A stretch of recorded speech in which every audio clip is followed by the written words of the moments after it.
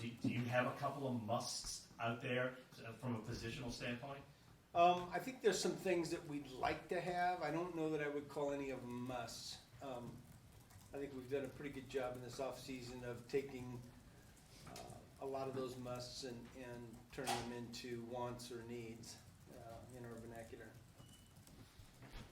Mickey, y'all have 8 picks, which is more than you've had in recent years. Right now we have 8 picks. Right now you subject to change. But along those lines, Yeah. what kind of latitude does that give you, not only in possibly trading, but also in not having to necessarily focus on a particular position? I mean, you have a lot more flexibility, don't you? Yeah, I think, yeah, it does give us some flexibility. You know, I always feel like if you have picks in the latter part of the draft, it gives you the opportunity to bump up. If you have, you know, a lot of picks in the top half of the draft, then it allows you to move way up if you want to. I wouldn't say we have the ammunition to move way up, we don't. But I think we do have, if we decide to bump up a little bit, that, you know, that opportunity, we'd have enough resources to do that.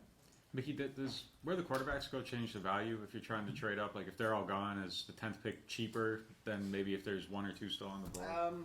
Yeah, maybe. Although I think, yeah, maybe. I always feel like the value is determined by the number of teams that are looking to back up, as opposed to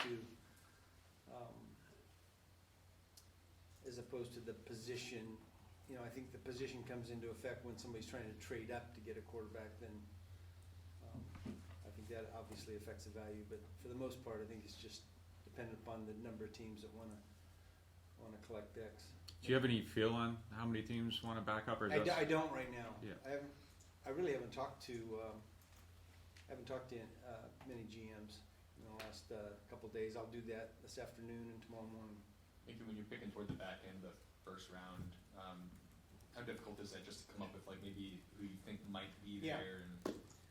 And I don't know that it's difficult. I mean, we have a group of players that we think have a good chance to be available. Hopefully we're right. You know, Jeff's got a formula that has been, it's never failed us in terms of the number of guys we have to have in order to get one of our players. And that's been pretty accurate over the years. So we have those numbers of players, and we feel good about, I feel good about where, you know, the player we might get at 29 and 40, for example. After that, it's a little more of a little more random after that. without getting into the formula, without getting into the formula itself, it's just like giving you like a group. Yeah, like if you have, well, we're pick 29. There's a percentage of players, percentage of that we have to have X amount of players available, and we know we'll get one of those. We don't have to have 29. We have to have less than that. And he's got a formula that's never failed. So you might have to have like 5 guys that you like Yeah. for this pick, or it might be 3 guys for another pick. Or Well, it's like, let's just say we're picking 11. We'd have to have 9 guys, and we know we're going to get one of the 9 according to his formula.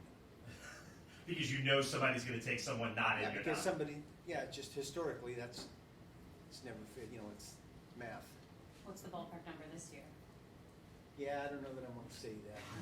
I might say it. Let me think about it for a little bit.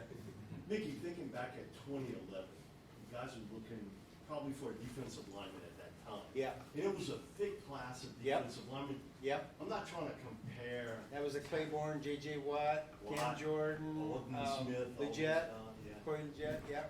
When you think about it, I'm not trying to compare talent, but Yeah. this year's a pretty thick draft along the defensive line. Yeah. You got Cam Jordan at 24. The metrics for Cam were, okay, it was a guy, in 4 years, he had 16 and a half sacks, 5.5 as a senior, 6 as a junior. He ends up being one of the greatest picks ever in Saints history at that 24 spot. Yeah. Think back at that time, what made you guys really focus in on Cam? Because they had other guys like Haywood who went a little bit later in round 1. Yeah. Why the focus on Cam, which really turned out to be a Yeah. fantastic pick? Now, you're asking a 66-year-old man to recall 12 years ago, right? Good luck. Yeah, it was a heavy D-line draft. And I wouldn't say that Cam was our top guy if we lined them all the D linemen up. And I remember a player that we actually had in front of him got taken a few picks before us.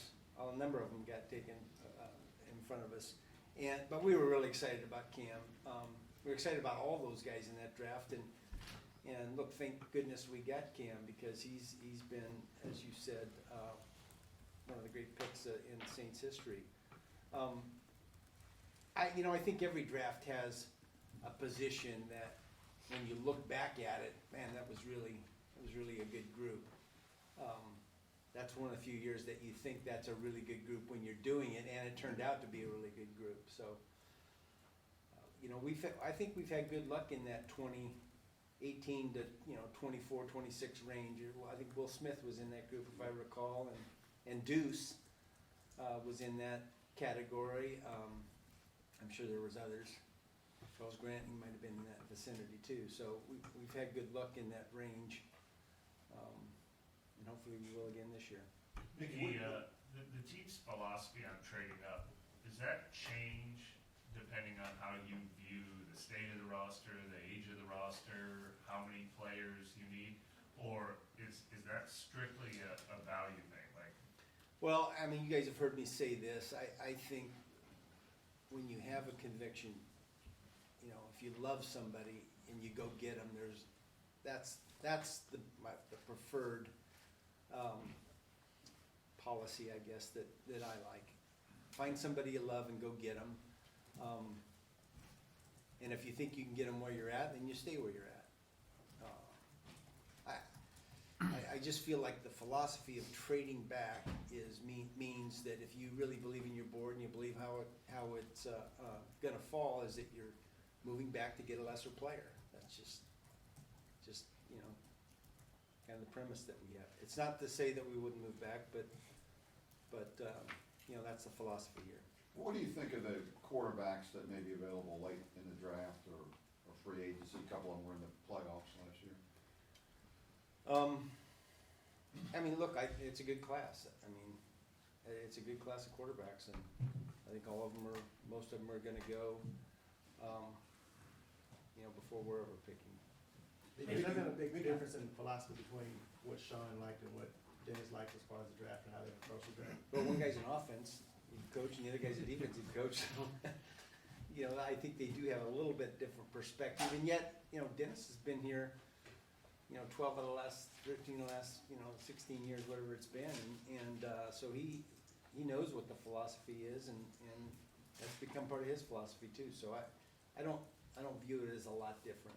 Now they may have different opinions about players and how they evaluate them, but in terms of the philosophy of what we're trying to accomplish in the draft, that hasn't been materially different. Mickey, what positions are deepest in this draft? What spots? Yeah, good question.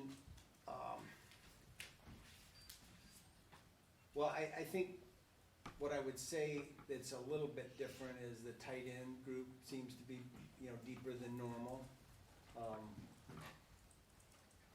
I think the corner group probably is a little deeper than normal in our view. Quarterback group.